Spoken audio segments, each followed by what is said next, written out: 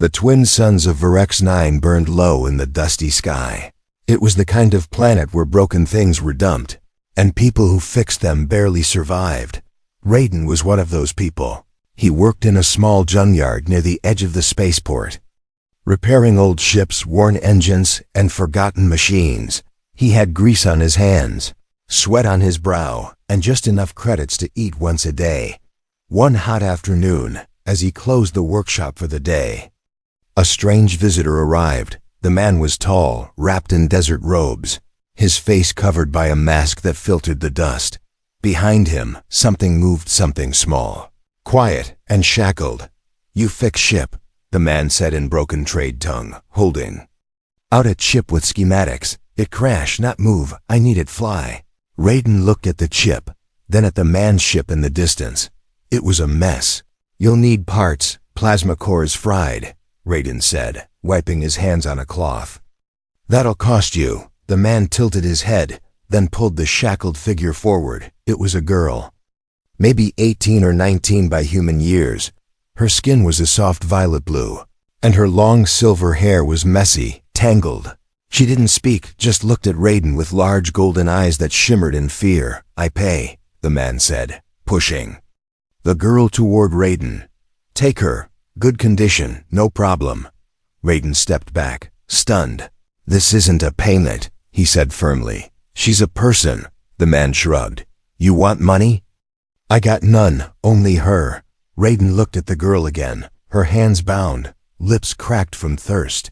He could walk away, refuse, but something in her eyes stopped him, something broken, something pleading. He let out a breath. "Fine, I'll fix your ship, but I'm not keeping her as property." The man nodded, smiled, and walked away. Disappearing into the dusty winds, Raiden turned to the girl, unlocked her shackles with a click, and she flinched back like she expected pain. "You're safe now," he said softly. "I don't know your name, but you can stay in my place." That night, she sat quietly in a corner of the workshop. Wrapped in a blanket, she didn't eat much, just stared at the ground. Raiden didn't push her, didn't ask questions, but when he turned off the lights and tried to sleep, he heard her whisper a single word. Princess." Raiden sat up, confused. "What did you say?" he asked, but she was already curled up, eyes closed. He stared at the ceiling, his mind racing. A slave. Who called herself a princess? The next morning, Raiden gave her food, water, and some clean clothes. She didn't speak much, but she nodded in thanks. He tried talking to her, asking her name, where she was from, but she didn't respond. Instead, she traced strange symbols on the workbench with her finger shapes that looked like royal crests. He took a scan of the pattern and fed it into his terminal. The system processed it and blinked. Zarian Royal House Classified Heritage, bloodline confirmed. Raiden froze, his heart pounding. Zarian? The Zarian Empire had fallen years ago, wiped out in a war. The surviving royals were believed to be dead or hiding. He turned to look at her, this quiet girl with golden eyes. Was she truly what the system claimed? A royal? A survivor? If so, then someone out there might be hunting her, and by taking her in, had he just stepped into a war he didn't understand? She looked up at him just then, as if feeling his gaze. There was something ancient in her eyes, something sad, something proud. Raiden didn't know her story yet, but he knew one thing. She wasn't just a slave, she was someone important, and now, she was his responsibility. The morning light poured into Raiden's dusty workshop.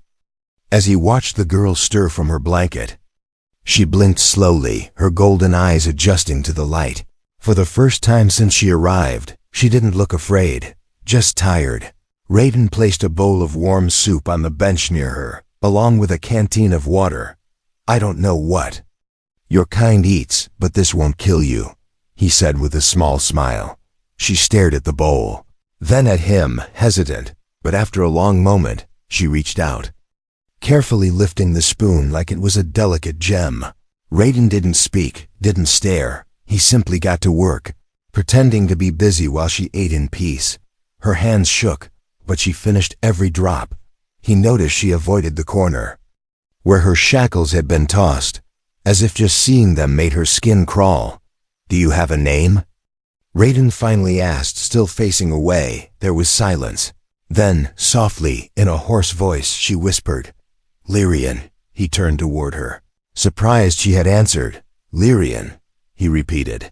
"That's a beautiful name." She didn't respond, but a small breath escaped her lips, maybe a sigh, maybe the start of a smile. Later that day, Raiden gave her clean clothes, simple but soft, and not the rags she arrived in. She disappeared behind a sheet he hung as a curtain and changed quietly. When she stepped out, he could finally see her clearly, despite the dirt and bruises. She had the posture of someone raised in elegance. She stood tall, not like a slave, but like someone used to being respected. He offered her a seat at the work table, and she sat slowly, glancing around at the walls filled with parts, wires, and scattered tools. Raiden pointed at one of the devices. "That's a basic power cell. Burns hot but holds charge for months." To his surprise, she picked it up gently and said, "Overheats in damp air." He blinked, shocked. "You've seen these before?" She nodded. "I built one when I was small." He leaned closer, curious. "Where?" She paused, then whispered, "Royal Tower, Zirion Core." Raiden's heart skipped. The scan from last night, her eyes, her knowledge, it all made sense. Now she wasn't lying. This girl was truly from the fallen Zirion royal bloodline. But why had no one rescued her? Why had the galaxy forgotten her? Over the next few days she began to open up, slowly, carefully, like a flower in the sun. She didn't speak much, but her actions said enough. She helped him sort parts, organized the mess in the back room, and once even repaired a broken transmitter without being asked. Raiden watched in awe as she worked with steady hands and quiet focus.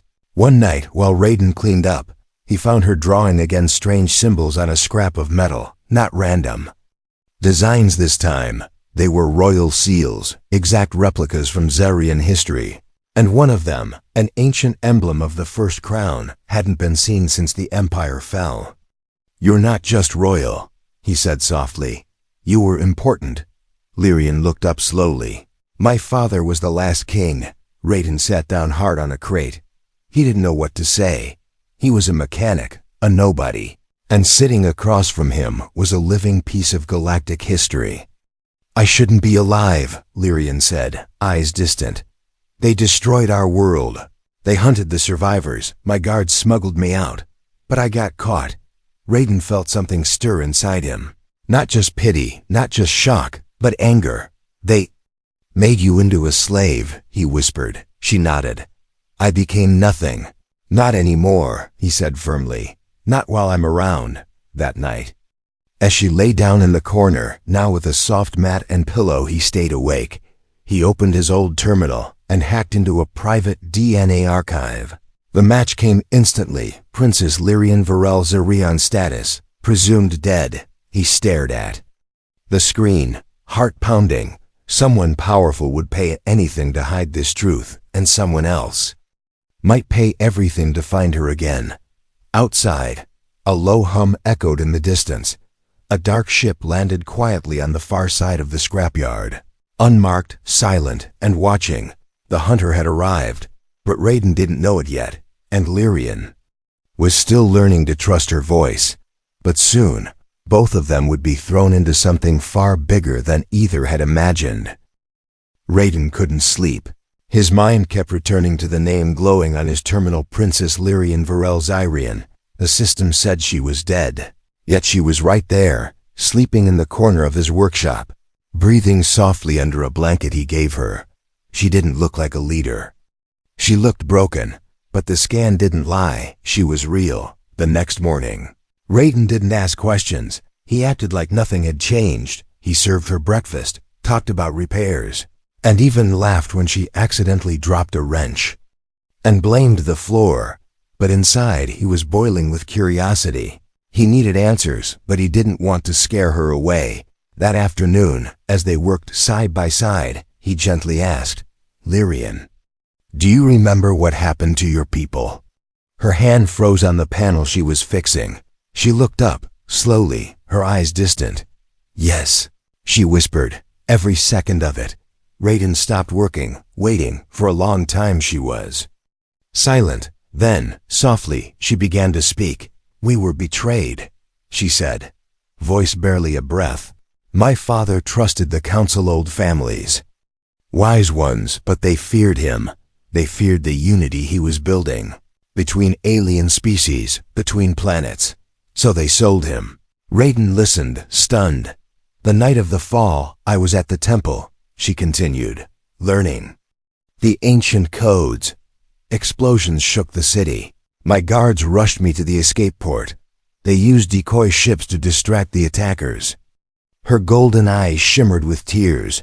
I watched my city burn from orbit, she said. I never saw my parents again. Raiden reached over, placing a hand on her shoulder. She didn't flinch this time. She closed her eyes, letting herself feel the memory. I crashed on a trade moon, she said. I was found, sold, passed between hands, until I forgot who I was. Raiden squeezed her shoulder gently. But you remembered your name, he said. She opened her eyes. I never forgot that. Later that evening, while Lyrian rested, Raiden accessed his old contact Sora, an ex-recon tech who owed him favors. He sent her the scan data and asked one question. Is she who the system says she is? Sora replied within minutes, voice crackling through the cum. Raiden, what the hell have you gotten into? He chuckled nervously. Just answer the question. Sora's voice grew serious. Her genetic markers match the Zirian first house, 99.8%. She's not just royalty, she's the direct heir. Raiden leaned back, letting out a breath. I figured, he said. Then you need to run, Sora warned. Because if someone out there knows she's alive, they'll come for her, and for you. Raiden looked toward the workshop's corner where Lyrian slept peacefully. I'm not leaving her, he said firmly. There was silence. Then Sora whispered, then you better find a way to hide her better than this scrapyard. The next day, Raiden began to prepare. He reinforced the workshop's old security field. He changed his identity tag, wiped his system logs, and installed jammers around the perimeter. Lyrian noticed, of course, but said nothing. That evening she surprised him. I need to show you something, she said. Walking to the back storage room, she opened a hidden panel behind a crate, revealing a small case wrapped in worn cloth. Inside was a silver disc with glowing blue veins. This, she whispered, is a map. Raiden raised an eyebrow. To where? To the vault, she replied, where my people stored the legacy of Zyrian knowledge, tech, royal records. Raiden stared at the glowing disc, amazed. And this still works? Lyrian nodded. Only my blood can open the gate. Now it made sense. Not only was she a princess, she was a key to something the galaxy thought was lost forever. Raiden paced, running his hand through his hair. If we can find that vault, he said slowly, we could prove who you are. We could rebuild. Lyrian looked at him with something new in her eyes, hope, but it vanished quickly. They'll never let me live long enough, she whispered. They'll kill anyone who helps me. Raiden stepped closer. They'll have to kill me first. Outside, a shadow moved through the junkyard. Someone scanned the building with infrared. A dark figure whispered into a communicator. Target located. She's here. But Raiden and Lyrian didn't know that yet. They were still inside, looking at the map, dreaming of escape. Whispers of the past were finally rising, and soon the galaxy would hear them roar. Asterisk, the sky over Verix 9 darkened early. Thick clouds rolled in, and the wind howled through the scrapyard like a warning. Raiden felt it in his gut, something was wrong. Lyrian felt it too, standing beside him with her arms crossed tightly across her chest. The air smells hunted, she said softly. Raiden didn't understand her words, but he understood the feeling. Just before nightfall, the motion sensors pinged. 3 ships, unmarked, landed in the hills beyond the junkyard.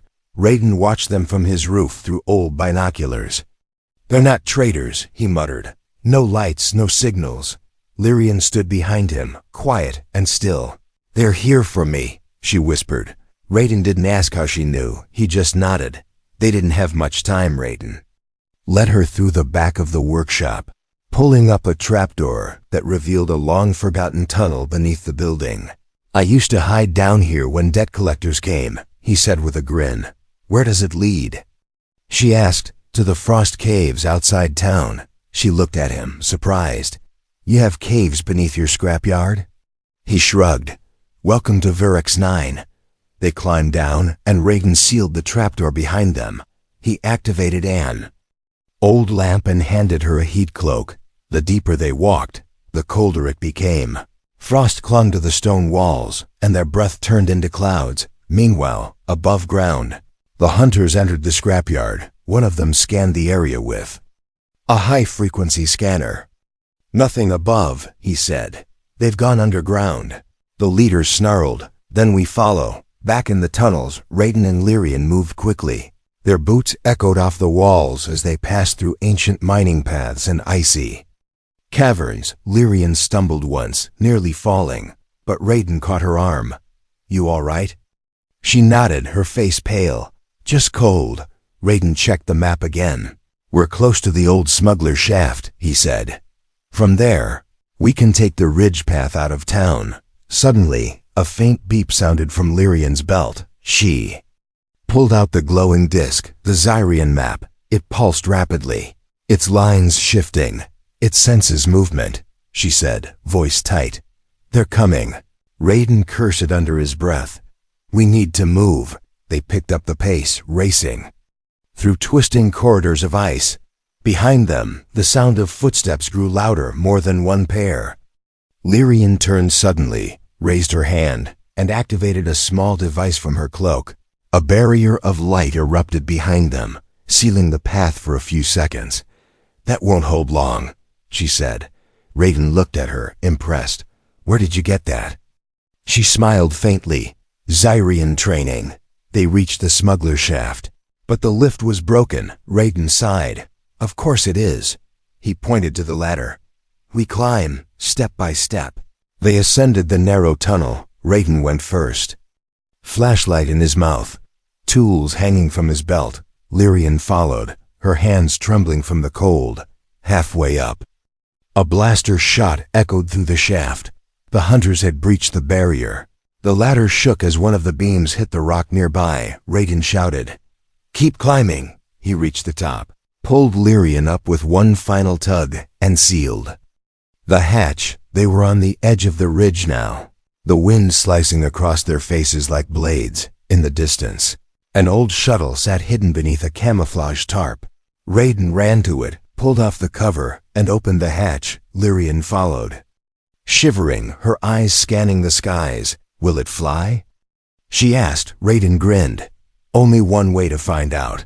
He jumped into the pilot's seat and powered up the engine.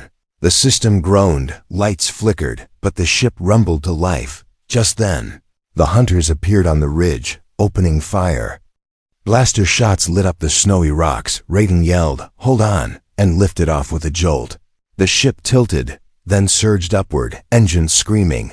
Lyrian clung to the seat, her eyes wide with fear and something else, freedom, as they broke through the clouds. The stars opened up above them. Raiden looked at her and smiled. "We're not safe yet," he said, "but we're not theirs anymore." Lyrian looked out the window, tears frozen on her cheeks. "We're going to the vault," she said. "It's time the galaxy remembers Zyrian." Far below, the hunters watched the sky in silence. The leader lowered his weapon, his voice cold. "Alert command. The princess has escaped." Raiden's shuttle drifted in silent orbit above a barren moon. The stars sparkled outside the cracked windshield, but the mood inside the ship was tense. Lyrian sat beside him, her hands tightly gripping the glowing disc in her lap. The map had led them here to a forgotten world marked only in old royal records. "There's nothing down there," Raiden said, scanning the moon's surface. "No colonies, no signals, just ice and rock." Lyrian didn't answer.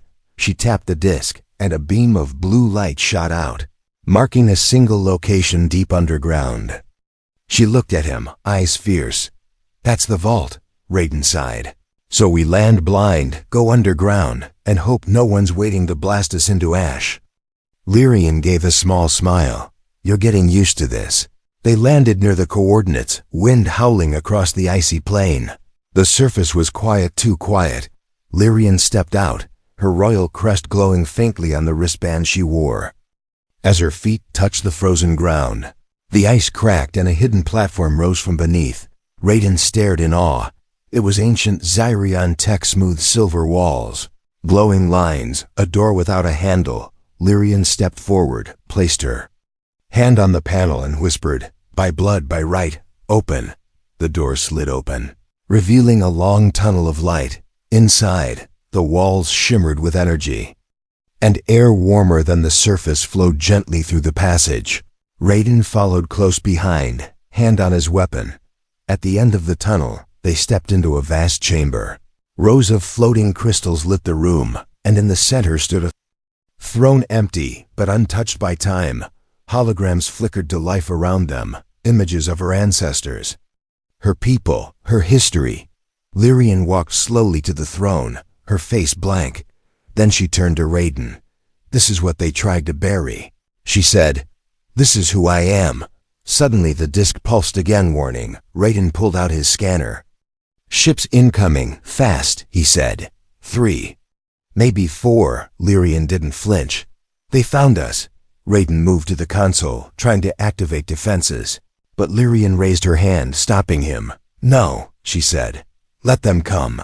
He stared at her, shocked. What? Why? She stepped toward the throne, the room glowing brighter with her every step. Because I'm done running. The vault shimmered again, and a new platform rose from the floor, a communication table with a galactic channel. Lyrian activated it. Her image appeared across multiple networks, bouncing between satellites and rings. Her voice rang out, firm and clear. To all who betrayed the Zyrian blood, I am Lyrian Varel Zyrian, rightful heir to the throne.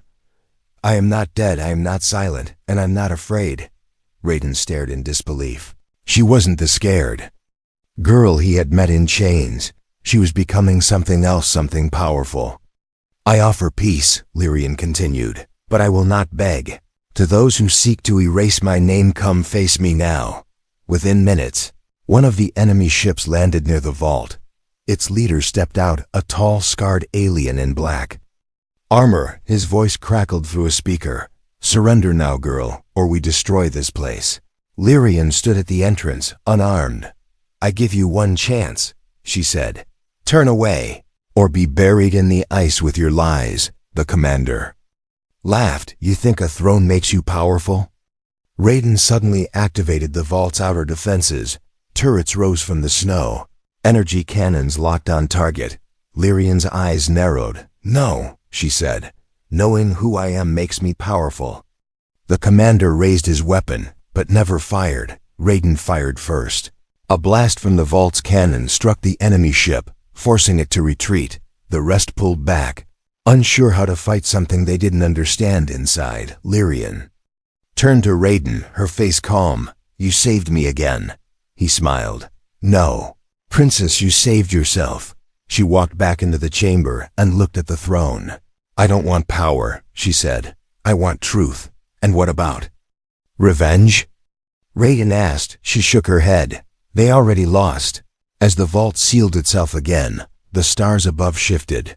Somewhere in the galaxy, leaders who once called her dead now whispered her name in fear.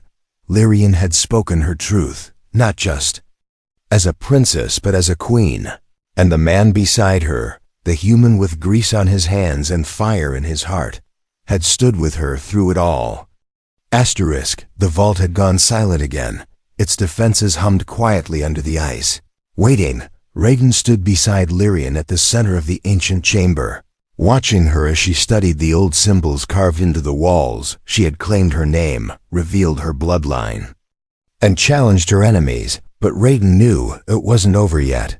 A soft alert blinked on the console. He checked it, then looked up. His jaw tight. They're regrouping, he said. 8 ships now, heavier class, shields up. They're Coming to finish the job, Lyrian didn't flinch. Instead, she walked slowly to the center of the throne room and placed her hand on a glowing pedestal. The walls shifted, opening panels that had not moved in years. From the depths of the vault, machines rose, armored suits, drones, and ancient Xerian weapons pulsing with dormant energy. Raiden stared, speechless. "You had all this, and you were in chains." Lyrian looked at him, her eyes calm but burning with purpose. "I was a child," she said. "Now I choose to fight." He nodded, stepping forward. "Then I'll fight with you, together." They activated the vault's full systems. Lights flared, holograms spun, and energy surged through the frozen ground. Above them, the enemy ships began landing in a circle, surrounding the moon's entry points. The commander of the fleet, an old warlord named Vikos, stepped out, flanked by armored soldiers. He wore the crest of the ones who had destroyed her family, Lyrian. His voice boomed through the cold. "You are a ghost clinging to dead dreams. Surrender, and I'll let your human friend live." Lyrian stood at the gate, now wearing a ceremonial Xerian chestplate fitted to her size. She raised her chin. "You've stolen my name, my people, and my past," she said. "But today, I take it all back." Vikos laughed. "You and what army?" Behind her, the vault doors opened fully. Xerian drones hovered into formation, glowing with blue light. Turrets emerged from the ground, weapons locked on targets, and Raiden stood by her side, holding a modified plasma launcher, smiling. "This army," he said. The first blast came from the enemy side.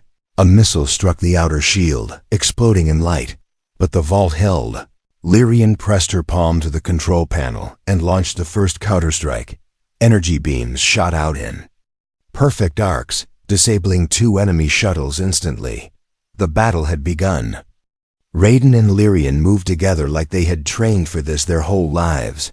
He covered her as she activated the ancient tech, while she coordinated defenses and tracked enemy positions. The Xerian AI responded to her voice, adapting to her commands with perfect precision. Outside, the ground shook, ice cracking beneath landing gears and explosions. But inside the vault, hope glowed brighter than fear. Raiden took a hit to the shoulder, but kept going. Lyrian ran to his side, helping him back to cover. "You okay?" He grinned through the pain. "Just a scratch." But they both knew if they didn't stop Vikos now, the vault would fall, and so would her legacy. Lyrian made a bold decision. "I'm going out there," she said. Raiden grabbed her arm. "Are you insane?"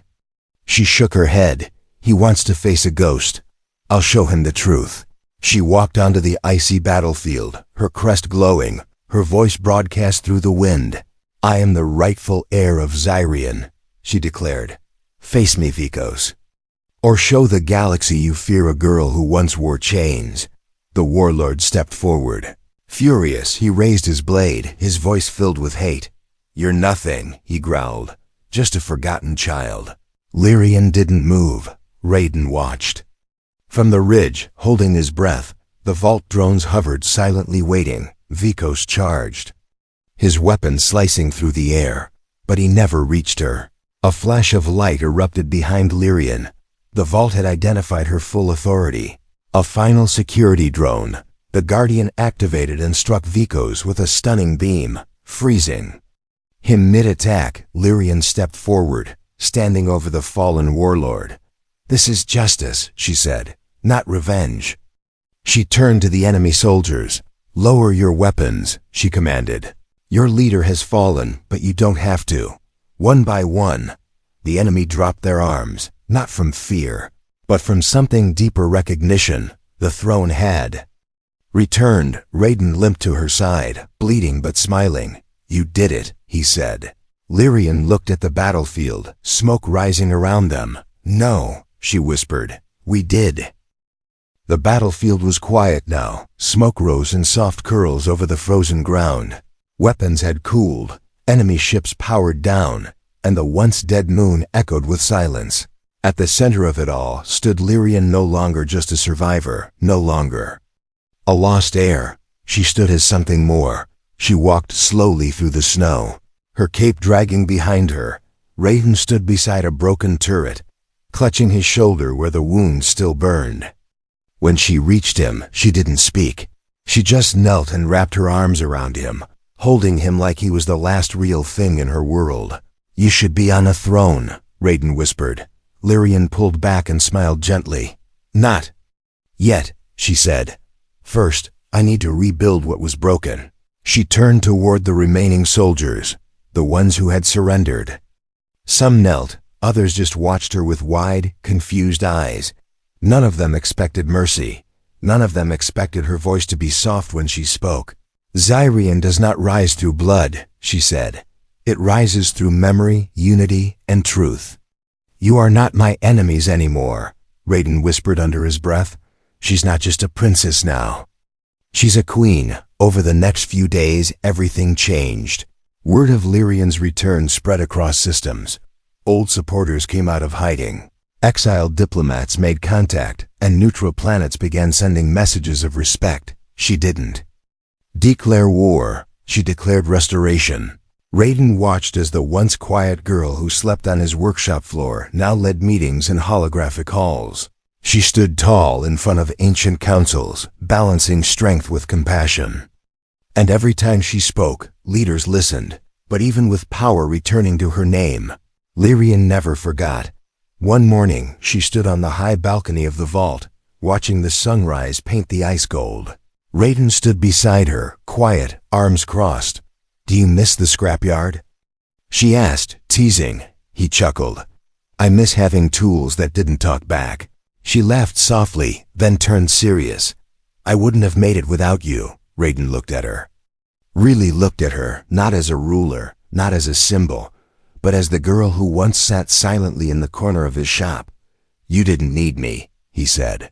"You just needed someone to see you." She stepped closer, took his hand, "And you did." Later that day, the Zyrian vault was reopened as a symbol of peace. All who had survived the fall came, from distant moons and broken homes.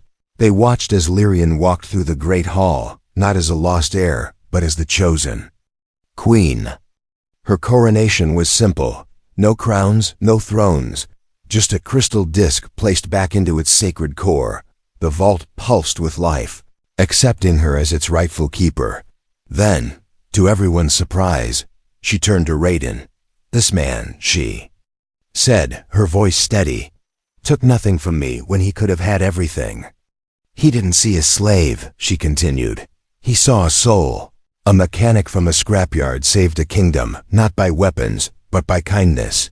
Gasps echoed through the chamber. Raiden stood frozen, unsure of what to do. Lyrian stepped forward, placed her hand on his chest and smiled.